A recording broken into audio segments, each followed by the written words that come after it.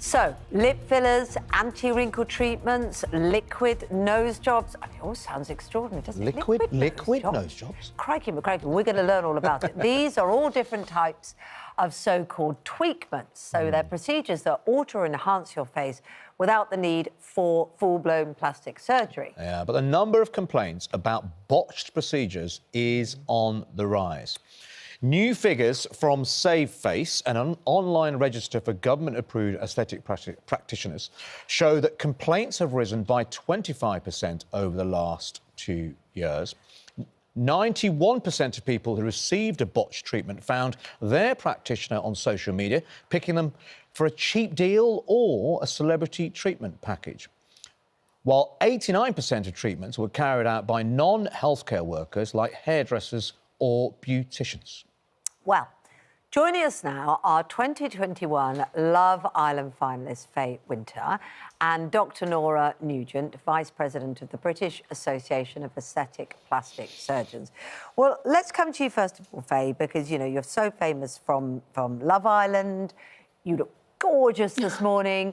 You have the sort of looks that people will look at and think, you know, I'd love to look like that, especially youngsters. And, well, actually, old people like me would love to look like you as well. It's not any different.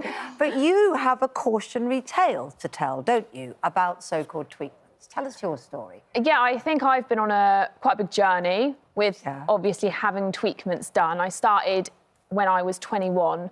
Right. How old are you now, may I ask? I'm 28. So, right. Yeah, I've been having it for a good long while. I feel like I know what I'm talking about now.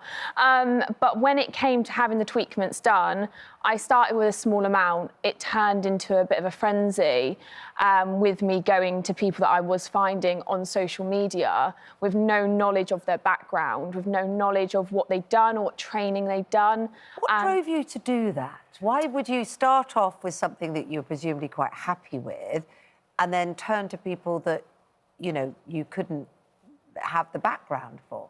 I think for me, I've always had naturally quite big teeth, and one of my insecurities was the fact that my lips did not frame my teeth the right way for me. Right. And I do believe if you've got insecurities and you can be a more confident version of yourself, you should absolutely be able to go out and get those tweakments done, but get them done safely.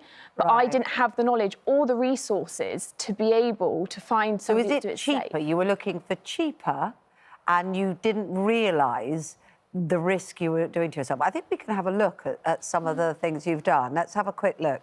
So, there you go. So, which is the before? The one on the left is when you had it done badly. Is that right? I would agree with most people that they look pretty horrendous. So that was the image that I had, when I had about 4 mil of filler in my lips. Right. When I went on to Love Island, I had them dissolved, and then the other photo is from afterwards, where I actually had to then get filler put back into my lips, but only a small amount of 0.5 because the skin had been stretched so much. So you couldn't go back to your normal, you know, birth lips because your lips had been so stretched? Yeah, so they were so wrinkly and I had to have something else put back in them. So otherwise they did look as though I had a very aged lip. So then I was even more insecure about it. But yeah, I've been on my journey. So, are you not tempted to say to people, don't go down that road? I don't know whether we've got a picture of you before you had any work done at all or any treatments done at all.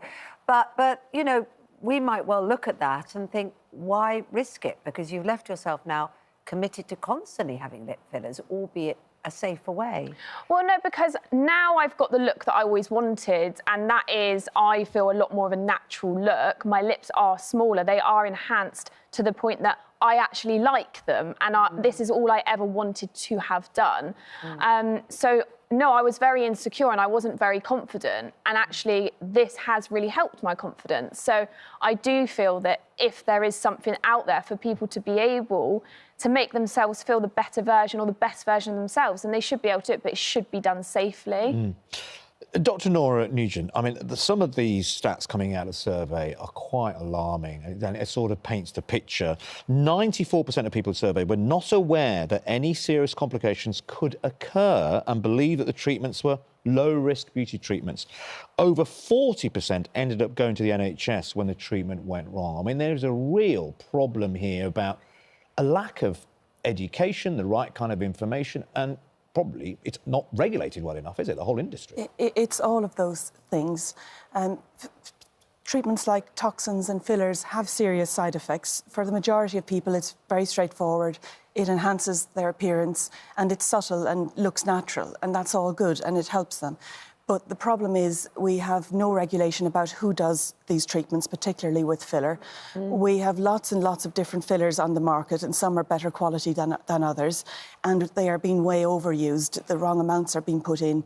They are meant to enhance, not distort, and they do have serious side effects. So what are the grim side effects that you've encountered? So we have seen skin loss from fillers. A filler... Skin loss? Yes. To explain in what sense? So if filler is a gel, and it can be thicker or thinner depending where it is put. Yes. But if it gets into a blood vessel, it can block that blood vessel. And for example, you have a blood vessel running along each side of your lip. If the filler gets into that, it can damage the skin over the entire lip. Liquid rhinoplasty or liquid nose jobs that you mentioned are notorious. I wonder why you were pointing at me then. Hang on. No, as you mentioned earlier. What is a liquid rhinoplasty? So essentially, it is using filler to disguise an imperfection or a bump in someone's nose.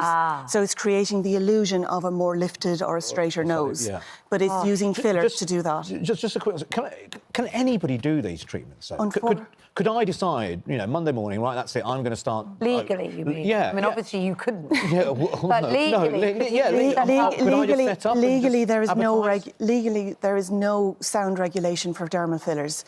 There are very large numbers of non-medical people doing medical treatments, invasive medical treatments, with side effects such as skin loss and, in very rare cases, blindness. So it's a very serious problem. So quickly, what is the advice of people at home, because this is happening, and we're not going to stop people having, cosmetic surgery, and they should be allowed to do that if they want to, but what is the general advice to them? Go to a medical practitioner who is trained in aesthetic procedures. Check that it is actually a registered medical practitioner. Where would they be registered? All doctors will be registered with the General Medical Council, and that can be checked online. Right. So that is a good start point. OK.